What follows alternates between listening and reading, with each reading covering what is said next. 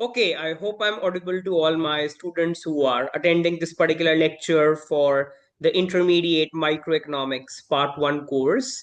In this particular lecture, I'm going to start with a discussion of the 2024 question paper which has come up at Delhi University for the Intermediate Microeconomics Part 1 course currently offered in semester 3 of BA Honors Economics. I hope all my students can see the question paper on your screens.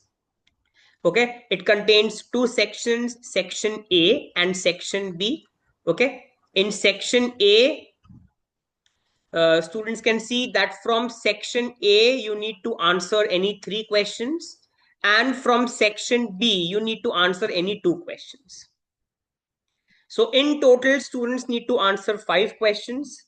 Okay, 3 questions from section A, 2 questions from section B. Okay, we are going to solve all questions of this particular question paper. This is the 2024 question paper. I repeat. Okay, so in this particular lecture, I'm going to start with question number 1, part A. Okay, so we are going to solve question number 1, part A in this particular lecture. So let's quickly start with the discussion of this lecture. So question 1, part A, let's quickly read it. For each of the following utility functions, determine whether the underlying preferences are monotonic and convex. So we need to see whether these preferences are monotonic preferences and are they convex preferences or not. Okay, the first one is u as a function of x and y. U denotes utility, x and y denote the bundle of good x and good y respectively. This is min of 3x plus 2y, 2x plus 5y. So we need to check for monotonicity and convexity. Let me quickly come to the whiteboard to solve this.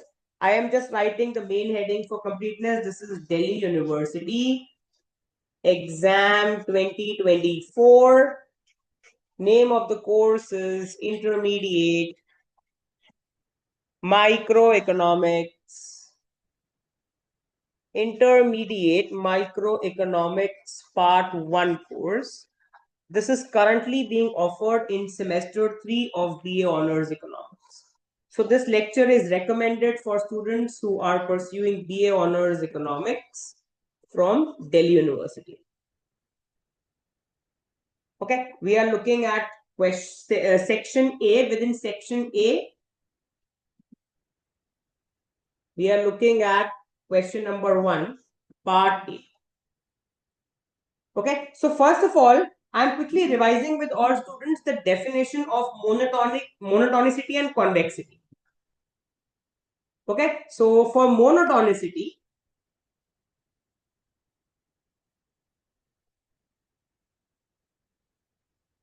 recall from my lectures on consumer theory,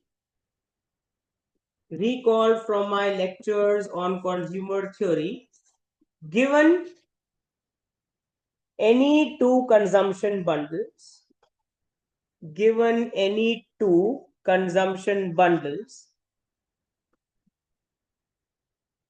x1 y1 and x2 y2, the consumer monotonically prefers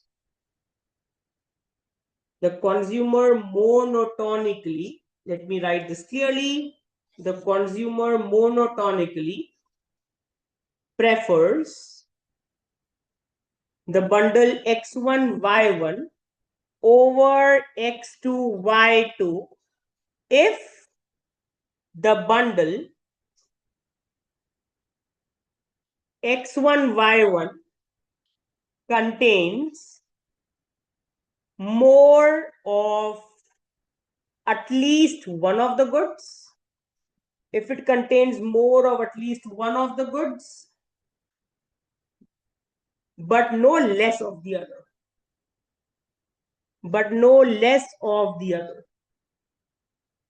Compared to x2 y2. compared to x2y. That is, I can say that x1 should be greater than or equal to x2 and y1 should be greater than or equal to y2. Then the bundle x1, x2 is monotonically preferred over y1, y2.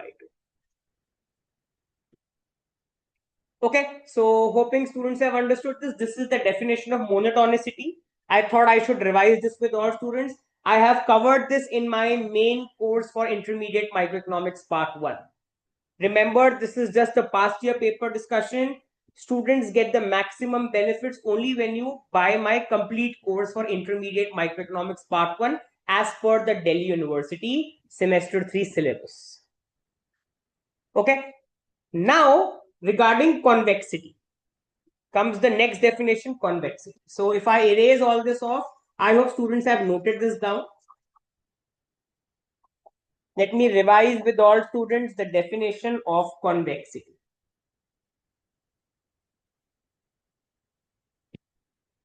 Preferences are said to be convex. Preferences are said to be convex if given any two bundles, x1, y1 and x2, y2, their weighted average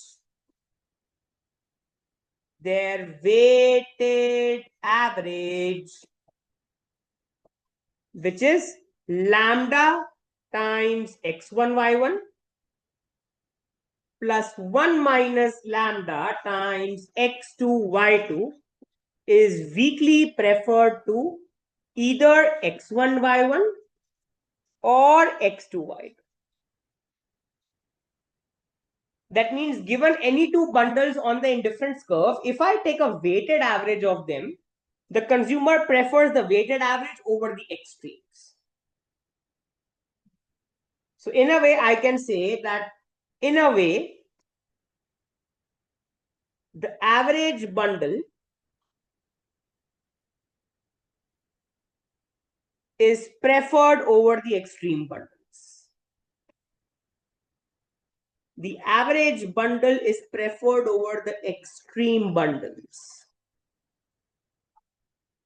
And by the way, this happens for all lambda lying between 0 and 1. For all lambda lying between 0 and 1. Okay, so hoping students have understood this. If I show this graphically, for which I am erasing the initial portion of, graphically convexity means what? Look at the diagram I'm drawing. Okay, this is good x, this is good 1 and this is good 2. And I draw an indifference curve. Let's take two bundles. This is one bundle, one combination x1, y1. This is another combination x2, y2. Instead of good 1 and good 2, we can call it as like good x and good y for clarity. That would be better. Good x and good y. Now, if I take a weighted average of these two bundles, it will lie on a line. Can all students see the red line? The weighted average will lie somewhere on the line. Suppose I take, let's say, a special case of arithmetic mean only. Suppose lambda is exactly half. Then what is the average? The average is nothing but x1 plus x2 by 2, comma y1 plus y2 by 2.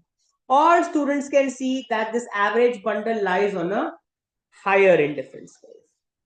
And we all know because of monotonic preferences, higher indifference curves give you higher level of satisfaction. So this is an example of convex preference. This is an example of convex preference. Because averages are preferred to extremes.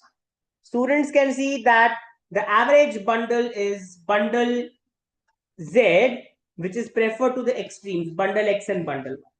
You can see that Z is preferred to X or Y, because Z lies on a higher indices. Now, after having understood the concept, let's not jump to the question. If I erase all this off, what was the question?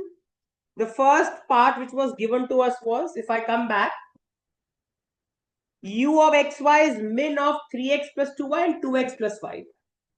It's a min function. Min function in a way represents perfect complements.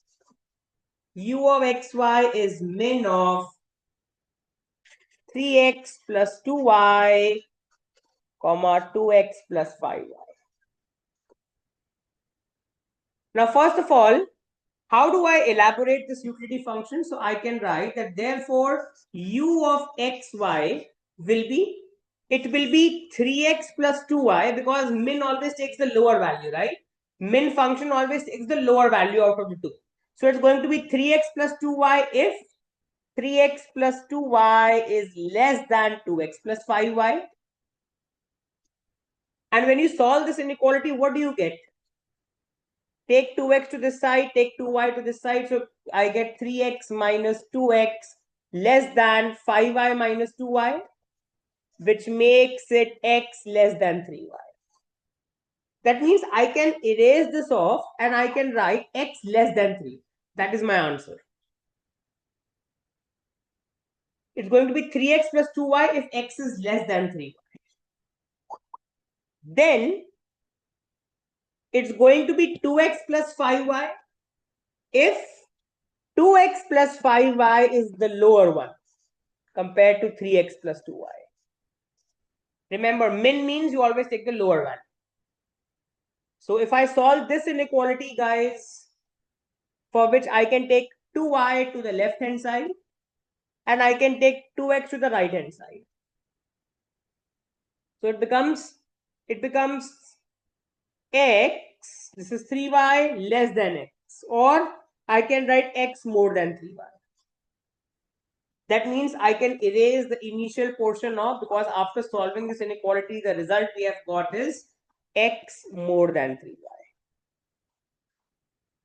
And then for the third one, it is going to be if x is exactly equal to 3y, or I can say if 3x plus 2y is exactly equal to 2x plus 5y, then my utility will be either 3x plus 2y or 2x plus 5y. Now, when I solve this, I just get x equal to 3y, right? So I can erase this off and I can just write x equal to 3y. If x is equal to 3y.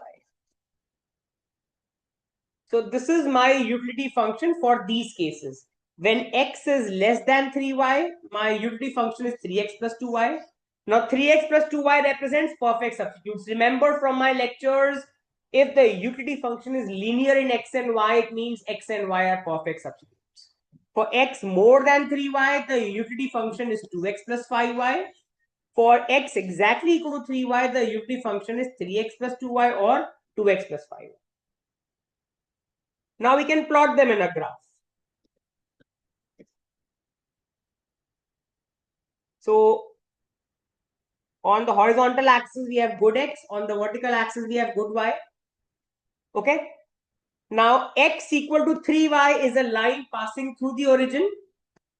If I plot x equal to 3y, it's a straight line, is a straight line passing through the origin. You can take values and plot. Take some values of x and y and plot on your own. It's going to be like a line passing through the origin. This is x equal to 3y. Okay. And now when x is more than 3y, or I can say this, when x is less than 3y, that means my utility function is 3x plus 2y. Now can we plot 3x plus 2y? Now utility function equal to 3x plus 2y. Again, students can take values and plot. Let's fix the utility at, let's say 6. Say u is 6.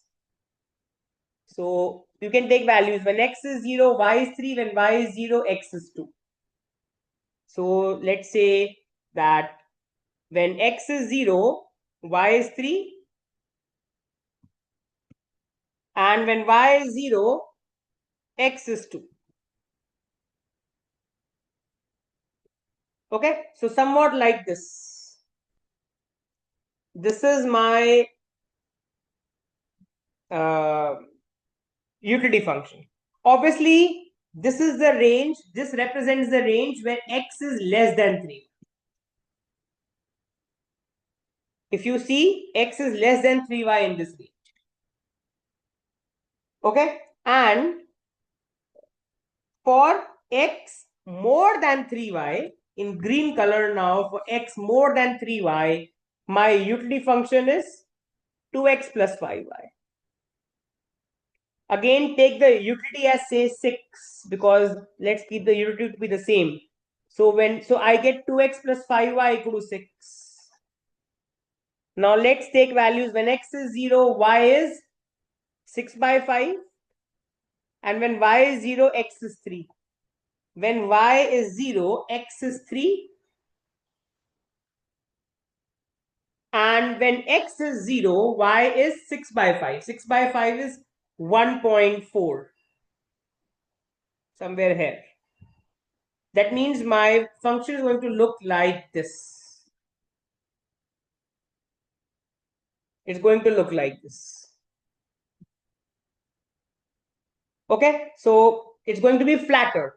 And even if you find the slopes, guys, you'll see that this one, the slope, what's the slope for this one? For u equal to 3x plus 2y, 2y is minus 3x plus u. So y is minus 3x by 2 plus u by 2. For this, what is dy by dx? The slope is dy by dx, which is negative 3 by 2. And for this green one, if we find the slope, let's find the slope for this one also. So I have u equals 2x plus 5y. So 5y is equal to minus 2x plus u. So y will be minus 2 by 5x plus u by 5. Let's find dy by dx. dy by dx is negative 2 by 5. Negative 2 by 5 is negative 0.4. And negative 3 by 2 is negative 1.5. Now, ignoring the minus, you can see that 3x plus 2y is more steeper because the slope is higher. 1.5 is more than 0.5. The slope here is, I can write, if I erase this portion off, I can write that the slope here is negative 1.5 and the slope here is negative 0.5. The line with the higher slope is more steeper. The line with the lower slope is more flatter. The green one is more flatter. It has a lower dy by dx. Ignoring the minus. I'm ignoring the minus. Okay, so we have plotted it. Now, are the preferences convex? Yes, the preferences are convex. If I take any 2 points, let me first of all erase this off. Let's take any 2 points on the indifference curve. Let one point be this. Let's call it as point A. Let's call this as point B. Join them. You see that point C lies on a higher indifference. You can clearly see that C is preferred over A or B. Since C lies on a higher indifference curve. A higher indifference curve will look like this, right? It's going to look like this, and like this. So point C lies on a higher indifference curve. So preferences are convex. So I can write this. If I erase all this off now, if I erase all this off here,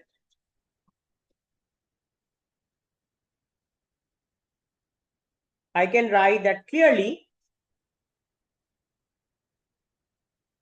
the preferences are convex clearly preferences are convex since the weighted average of A and B, since the weighted average of bundles A and B is preferred over A and B, A or B. That is, I can say lambda times the bundle A plus 1 minus lambda times the bundle B, which we call as, let's say, bundle C. Say bundle C is preferred over A or B, is preferred over A and B. So that is why we can say that therefore preferences are convex. Are they monotonic? To check for monotonicity, calculate marginal utility from good X and marginal utility from good Y. If the MUX and MUY are positive, it means more consumption of good X and good Y is increasing the utility. That means more is preferred to less. That means preferences are monotonic. So that means, guys, to check for monotonicity, calculate MUX and MUY. Now we all know how to calculate MUX and MUY. Okay, so I can say that for X less than 3Y, for this case, my utility is what? 3X plus 2Y. What is my marginal utility from good X? Partial derivative of the utility function with respect to good X. Del U by del X is 3, which is positive. Similarly, MUY will be del U by del Y. If I partially differentiate the utility function with respect to good Y, I get 2, which is again positive. Therefore, MUX and MUY increase as consumption of X and Y increase. As consumption of X and Y increase, which implies preferences are, which implies that the preferences are monotonic. And similarly, I can take another case. This was case 1, right? This was case 1 when X was less than 3Y. When X is more than 3Y, let's take that case for which I erased this case of case 2. If X is more than 3Y, utility function is 2X plus 5Y. You can clearly see for X more than 3Y, my utility function is 2X plus 5Y. What is MUX? Del U by del X. If I partially differentiate the function with respect to X, I get 2. What will MUY be? Del U by del Y. If I partially differentiate the function with respect to Y, I get 5. Both are positive. So again, MUX and MUY increase as X and Y increase. That means marginal utilities are positive. When they are positive, it means consuming more of that good is giving you more satisfaction. The more is preferred to less. So I can say, therefore, more of X and Y is preferred to less. Hence, preferences are monotonic.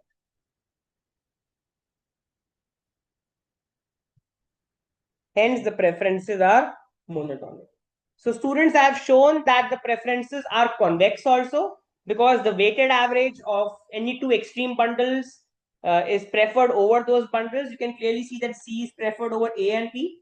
And I have shown that preferences are monotonic because the marginal utilities are positive. Okay, now let's move on to the next part. Part 2. U of xy is equal to x square plus y square. Again, we need to check whether the preferences are monotonic and convex. So let me quickly come to the whiteboard to solve this. Question 1, part B. U of xy is equal to x square plus y square. Now, this is nothing but an equation of a circle. Okay, with the center at 0, 0. If you plot it, it's a concave function. So the indifference curves the indifference curves are a portion of circles in the positive quadrant.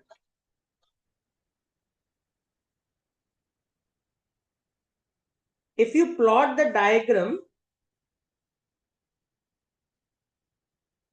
for this, remember what's the equation of a circle? Recall equation of a circle. Recall the equation of a circle, which is x minus alpha square plus y minus beta square equal to r square. Now, if alpha and beta are 0,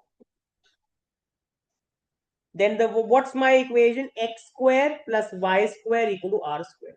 Now, r square denotes the square of the radius, which is a constant. And on the indifference curve, utility is also constant. That means in the positive quadrant with positive x and positive y, the indifference curve is going to look like this. This is my initial indifference curve, ICC. Now, are preferences convex? No. Why? Because take two extreme bundles. Let me take one bundle A, let me take another bundle B.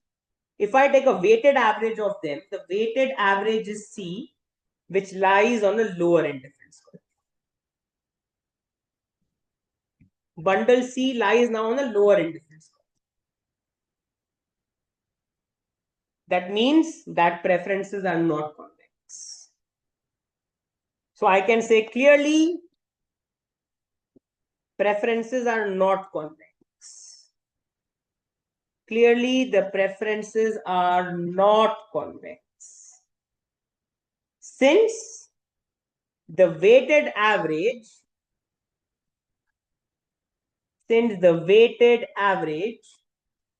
of two extreme bundles,